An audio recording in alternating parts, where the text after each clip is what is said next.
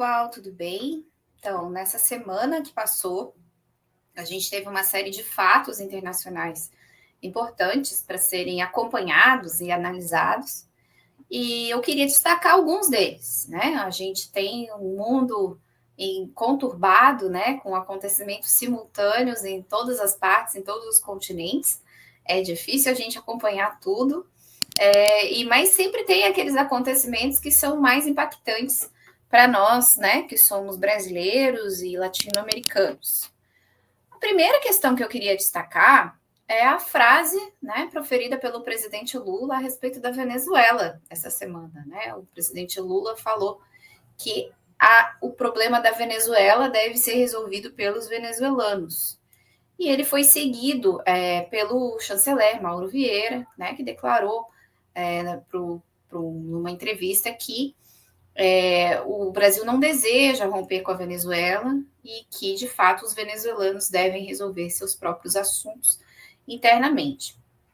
Isso parece ser um aceno do Brasil, do presidente Lula e do Itamaraty, no sentido de diminuir a tensão com o nosso país irmão, com a Venezuela, e quem sabe a gente possa, né, seguir adiante aí num reatamento de boas relações com o nosso vizinho, né, um país importante da América do Sul, uma potência energética, a Venezuela, que faz fronteira com o Brasil, um país amazônico. O Brasil tem uma política para a Amazônia, né, que foi inclusive discutido num fórum que o Brasil sediou recentemente, e é muito importante para o Brasil e para o contexto sul-americano que Brasil e Venezuela tenham relações boas, relações fraternas, né, e se apoiem mutuamente. Então, esperamos que esse aceno do presidente Lula e do chanceler Mauro Vieira possa vir a estender aí a mão, né, para um arrefecimento dessas tensões que foram causadas pelo Brasil. Né? É importante dizer que o Brasil, ao se imiscuir no processo eleitoral venezuelano, né, exigindo atas, exigindo comprovações, né, da eleição do presidente Maduro, e ainda por cima, após, né, o julgamento do Tribunal Eleitoral venezuelano não tendo reconhecido novamente a eleição, tornou a relação Brasil-Venezuela uma relação tensa, uma relação difícil. Então, esperamos que esse aceno do presidente Lula e do Mauro Vieira seja aí um caminho para o reatamento de relações em um bom patamar. Outro tema que foi muito falado essa semana, como não poderia deixar de ser, é a continuidade aí dos acontecimentos pós-eleições nos Estados Unidos. O Donald Trump começou a anunciar o seu secretariado. A gente tem aí o anúncio de várias figuras extremamente conservadoras, vinculadas ao MAGA, né, ao movimento Make America Great Again, que são figuras de extrema-direita nos Estados Unidos, com um discurso bastante duro em relação a migrantes, né, bastante duro em relação também aos adversários dos Estados Unidos na arena internacional. Um fato fundamental para quem acompanha a política externa dos Estados Unidos foi o anúncio do Marco Rubio, né, que para o Departamento de Estado dos Estados Unidos, que é o equivalente ao nosso ministro de Relações Exteriores. O Marco Rubio é um político de origem latina, que tem uma certa fixação com o assunto China, né, no sentido ruim do termo, né, ele tem uma fixação com a China como um adversário dos Estados Unidos, e é também uma figura que tem um discurso bastante expansionista, bastante intervencionista em relação a Cuba e em relação ao restante da América Latina. Então, a gente pode esperar dessa escolha do Donald Trump uma que eu posso dizer, um momento de mais tensão, uma ampliação da tensão para Cuba, né? Talvez aí maiores sanções em relação a Cuba e mais dificuldades para os nossos irmãos cubanos. Ainda mais que Cuba agora é membro observador, né? Um sócio, né? Um membro associado, desculpa, dos BRICS, né? Tendo aí uma aproximação política e, quiçá, econômica com a China, com a Índia, com a Rússia, com o Brasil, com a Arábia Saudita, África do Sul, enfim, todos esses países que compõem o BRICS desde a sua fundação, ou então a partir do seu patamar, né, de ampliação. O Marco Rubio também é uma figura que tem vinculações aí com Israel, né, com políticas bélicas nos Estados Unidos, tem também uma política bastante agressiva em relação ao Oriente Médio.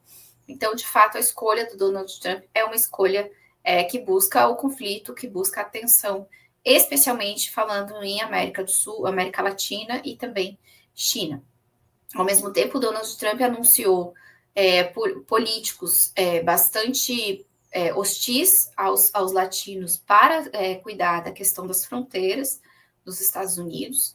Né? Então, anuncia aí um momento também de maiores tensões com o México, que é o país, né, fronteiriço, por onde mais passam imigrantes.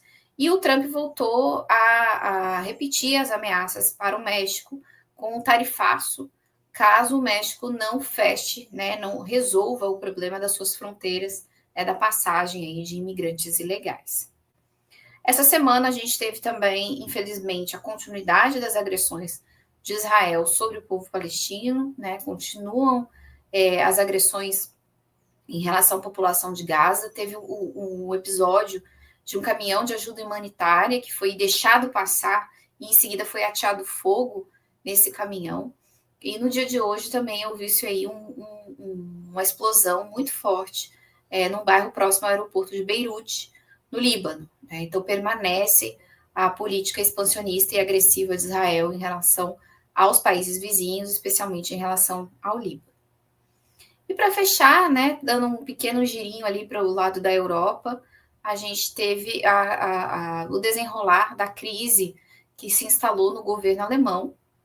O governo Olaf Scholz está passando por uma crise, né, com demissão de ministros, ruptura da aliança que mantém os social-democratas ali com a posição de primeiro-ministro, e foi anunciado que em dezembro o primeiro-ministro vai se submeter ao voto de confiança do parlamento. É esperado que ele receba um voto de desconfiança, né, o que o obriga a chamar eleições gerais para o parlamento, que provavelmente devem acontecer no ano que vem, em fevereiro, pelo que a gente vê na imprensa, provavelmente em fevereiro.